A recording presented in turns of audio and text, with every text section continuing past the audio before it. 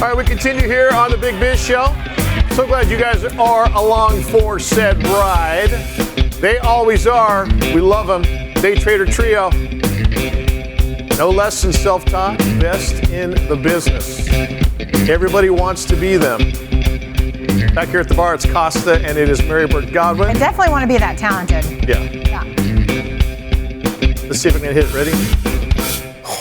They are grooving today. They are grooving. Yeah, Dan Negroni is fire. one of our favorite guests, speaker, CEO, coach, consultant, chief launch officer, professor, semi-new grandfather, and author of the book, Workverse, Gen Z's Playbook to Thrive at Work When AI with Humans with Purpose. How are you, my friend? Purposes too. Purposes too. Good, I'm Perfect, good. right. I'm good. Hey, I know that, my dad is in his early 90s, and we were having a conversation one time about cryptocurrency and things like that. And I said, Bitcoin. And he says, okay, so let me get this, Mike. I invest in it, and then, like, how many coins do I get when I go, oh, okay, no, well, that's not the way it goes, Bob. So I wouldn't even begin to have a conversation with him as far as AI is concerned. Yeah. And it seems like it is just one of those things where if you're young, when it came around, or you got into it when you're young, like snowboarding, get them up on a snowboard when they're 3, they're snowboarding the rest of their life. How about this Gen Z, this younger generation, and AI? Yeah, so not so much at times. Like Really? It's kind of like Right.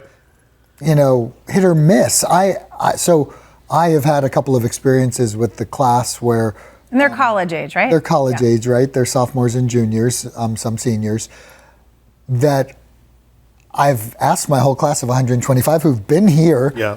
What Great do you guys kids, by the think way. about AI? Yeah. Great, and I call them kids too, but they're my students, Sure. and they're super smart, and they're a little bit hesitant about AI. I think they're scared of it in a lot of ways, that may be coming to take their jobs. Oh, okay. They hear or sense when it gets it wrong, but we work on garbage in, garbage out, right? Sure. And we work on pressure testing it and using it as a thought partner.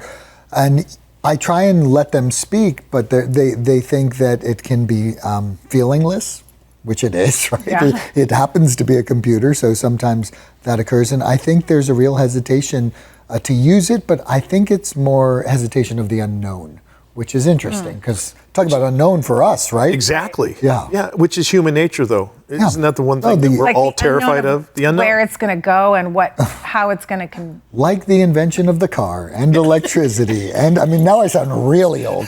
And email, right? Where's like it going? I am a grandpa, or Yeah. Dan, and Yeah. I am old AF, as they say. Yeah. Sure. But I would say it's really interesting that there is a lot of fear, and I think it's because they haven't leaned in and really owned their mindset in working it. You got to work it. I don't know if you guys have experienced that. Absolutely. You got to work I mean, I use it quite a bit, but it's interesting because I'll read a book, and sometimes I have questions about, I listen a lot. So I use Claude or whatever it is to help me figure out what I've maybe missed. And it'll tell me something absolutely not true. Yeah. It talks about a character that's not in Right. there. And I said, are you sure you're talking about the right book? Wait, you cheat for book club?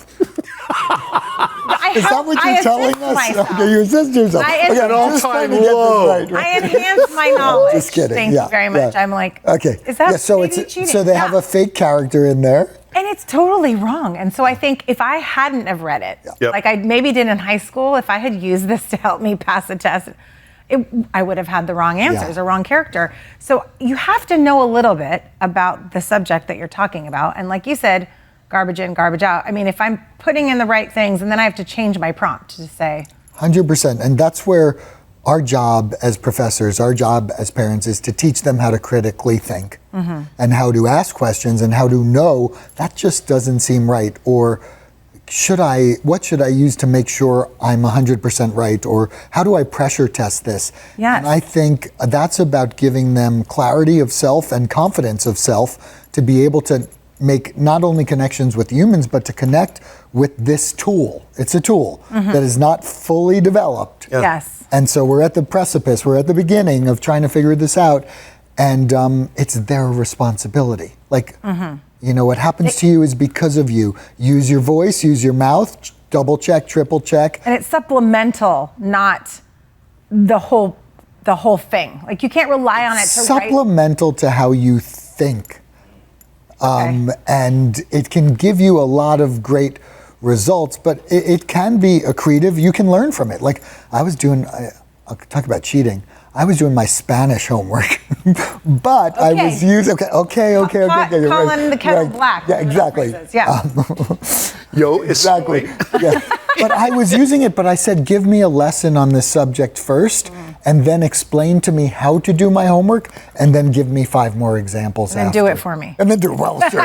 Details, come on. Dan Negroni's with us in studio. My wife Meg had a stroke about 16 months ago. She's doing great, and thank God it hit a very small part of her brain, but she has expressive aphasia where it just doesn't come to her as quickly. Like, Meg, what color is that shirt Dan's wearing? Well, black. So there's still that. So we sat down and we told ChatGPT, you are her new speech and stroke therapist. Wow. We need you to be encouraging, to be a little tough love once in it, but we need some lessons and we need some that. Dan, It's unbelievable, right? Yeah. It blew me away. I can see it in your what body. kind of things did it come out? Yeah. Huh? What kind of lessons was it? Lessons on, and I said, please refer to her as Meg.